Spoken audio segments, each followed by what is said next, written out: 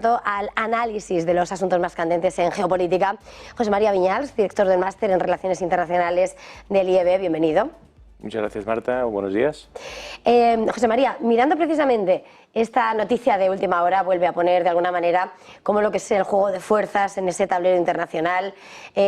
Puso en marcha ya a los principales actores ya desde los primeros días de la guerra. ¿Cómo se puede leer esa llamada y lo que habría sido, ¿no?, ese parón de Xi Jinping de enviar armas escuchando a Biden? Yo creo que China, más allá de obviamente poder enviar armas y munición a Rusia, yo creo que China realmente está siendo la válvula de escape de Rusia en relación con las sanciones internacionales. Yo creo que China a Rusia lo que tiene que hacer es seguir comprándole el petróleo, seguir comprándole el gas, seguir incentivando esas rutas transiberianas de conexión terrestre para el envío de mercancías, sobre todo materias primas, de Rusia a China, y por otro lado lo que es las rutas árticas, ¿no?, hacia Oriente, ¿no?, que van de esas grandes plataformas que hay, esas grandes estaciones árticas que suministran ese gas a países como Japón, a países como China, pero también Australia, Corea del Sur, etcétera, ¿no? Entonces, China ha jugado un rol y siempre ha estado y ha obedecido los intereses de su propia agenda. Es decir, China está alineada con Rusia cuando le conviene estar alineada con Rusia. El conflicto le ha venido bien a China con una serie o bajo una serie de premisas y porque ha conseguido abastecerse de materias primas y de petróleo a muy buen precio. Esto le ha permitido, en unas circunstancias post-COVID, regenerar su economía, y ahora, de hecho, el FMI creo que anunciaba esta mañana que sube un 0,5% esa previsión de crecimiento para este año de China, y meterse ahora en estos fregados de suministrar armas, que esto pueda conllevar sanciones comerciales por parte de Estados Unidos.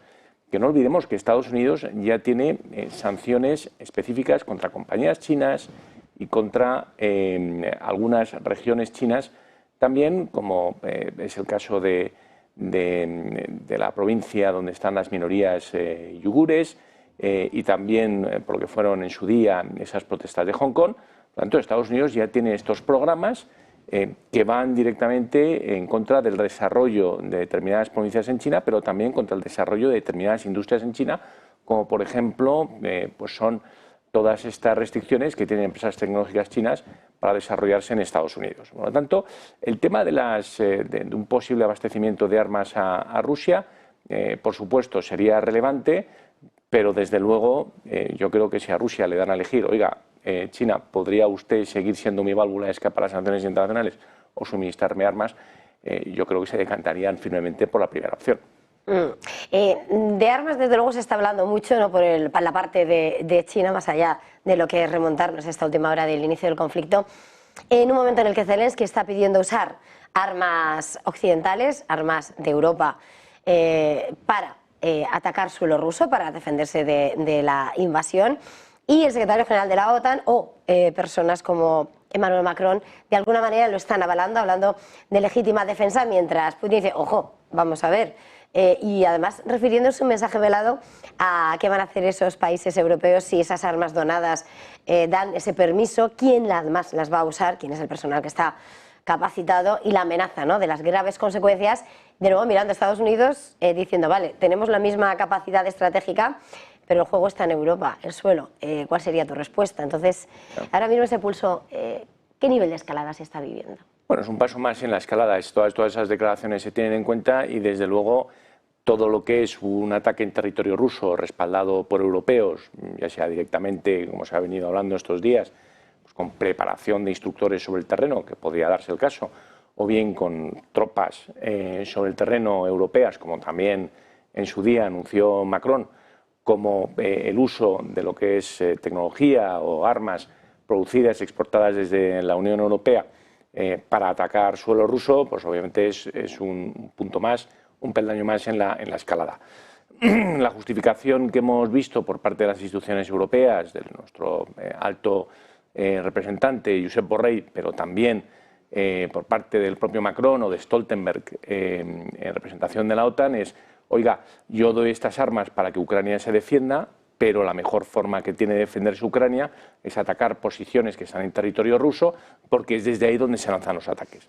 Sobre todo refiriéndose a ese nuevo frente del norte que ha abierto Rusia en las últimas semanas cerca de la ciudad de Charkov, donde lo que es la línea de frente está muy cerca de la frontera y por lo tanto vituallas, abastecimiento y luego todo lo que es la logística y el fuego artillero que acompaña esas incursiones rusas se llevan a cabo, se planean desde territorio ruso. Luego, tiene sentido lo que dice Borrell o lo que dice Stoltenberg, pero al mismo tiempo estás dando permiso para que con armas de la Unión Europea, con armas exportadas por la Unión Europea, se ataque territorio ruso. Todos los bienes normalmente llevan un certificado de origen, desde donde proceden, y luego llevan algún tipo de restricción, sobre todo cuando se tratan de equipos, materiales de defensa, donde dicen, oiga, usted puede utilizar este equipo, esta tecnología, con una serie de restricciones. Hasta ahora esas restricciones, sobre todo cuando eran equipos europeos, pasaban por no atacar territorio ruso. Alemania ha dejado muy claro que con equipo o equipamiento o armas fabricadas y exportadas desde Alemania no quieren que se lleven a cabo esos ataques en Rusia, ¿vale? Sin embargo, otros países como Francia pues parece que sí que permitirían ese tipo de acciones. Aquellos países que lo permitan serán listados por Rusia, serán tenidos en cuenta por Rusia como países agresores del territorio ruso, con las consecuencias que eso pueda tener en un futuro próximo.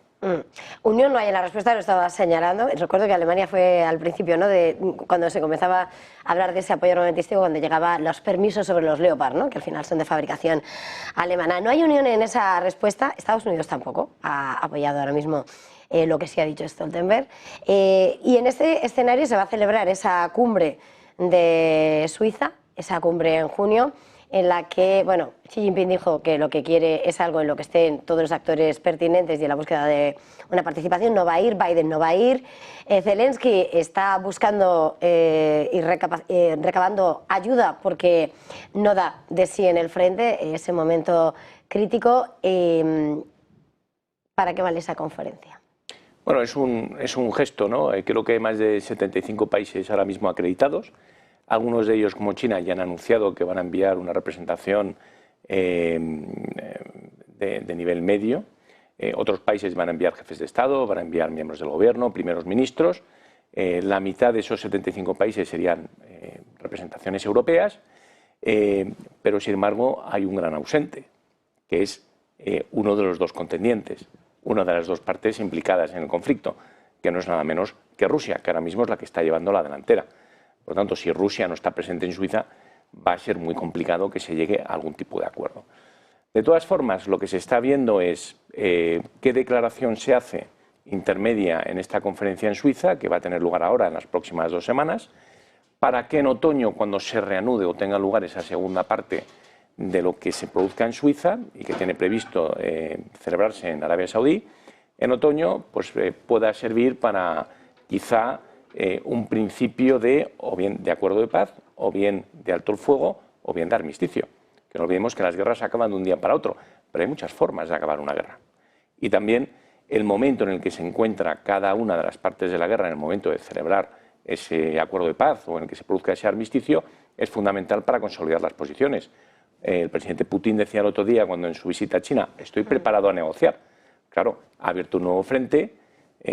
Vemos que en los frentes de Donetsk y Lugansk y también en el del sur se han producido avances rusos y está demostrando fuerza y está demostrando que tiene la capacidad para defender y al mismo tiempo atacar. Algo que Ucrania pues ahora mismo está en una situación mucho más complicada. No quiero, con la última hora hemos empezado centrándonos además sin lugar a dudas en lo que es este punto caliente en el mapa, pero Israel sigue estando ahora mismo en medio de la presión internacional. Aún así, los tanques en el centro de Rafah. La Casa Blanca ha dicho que todavía no se ha cruzado la línea roja, que van a mantener su política con respecto a Israel. 3 noches seguidas de ataques en Rafah. Y Netanyahu, que hoy es el día en el que los líderes de la oposición van a tratar de derrocarle. No sé ahora mismo el conflicto qué visos tiene de desarrollo. Bueno, el conflicto pone un aprieto a Estados Unidos a unos meses de las elecciones, ¿no? Porque por un lado tienes un presidente republicano que apoya sin fisuras, un expresidente republicano que puede tener un segundo mandato que apoya sin fisuras a Israel, y por otro lado tienes un líder demócrata que apoya a Israel, pero al mismo tiempo hace críticas a su primer ministro, al gobierno y cómo se está desarrollando el conflicto. Y además el Partido Demócrata tiene una parte, sobre todo votantes jóvenes, universitarios, que se han manifestado en las últimas semanas de una forma virulenta, solamente comparable con las protestas de la guerra de Vietnam, que le puede pasar factura en las próximas elecciones. Luego, Estados Unidos tiene que mostrar este apoyo, porque además es coherente con lo que ha venido haciendo en los últimos 70 años, pero al mismo tiempo no se le escapa a la administración Biden que puede tener consecuencias el 5 de noviembre cuando se produzcan las elecciones. Por otro lado, Palestina y la causa palestina va sumando países que reconocen al Estado palestino, como hemos visto con España, con Noruega. Ahora parece que Finlandia, que sería otro país de la Unión Europea, miembro de la OTAN, también se sumaría a ese reconocimiento, lo que podría hacer pendular también la política europea. Y no olvidemos que tanto Finlandia como Noruega como España son miembros de la OTAN, son aliados de Estados Unidos.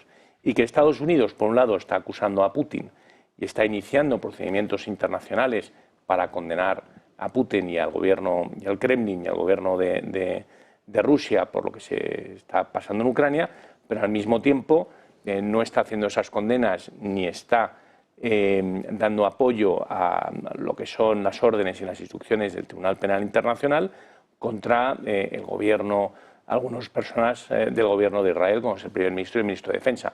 Por lo tanto, hay una contradicción manifiesta y dos varas de medir, una con Israel, que es su aliado, y otra con Putin, con el que está luchando una guerra por proxy en Ucrania, en un conflicto geolocalizado en la parte oriental ucraniana. Pues efectivamente está en el punto de mira, ¿no? Esa actuación. Se nos acaba el tiempo. José María Viñals del IEB, ha sido un placer. Gracias. Feliz jornada. Felices clases. Muchas gracias y Marta, y feliz negocio. Feliz negocio.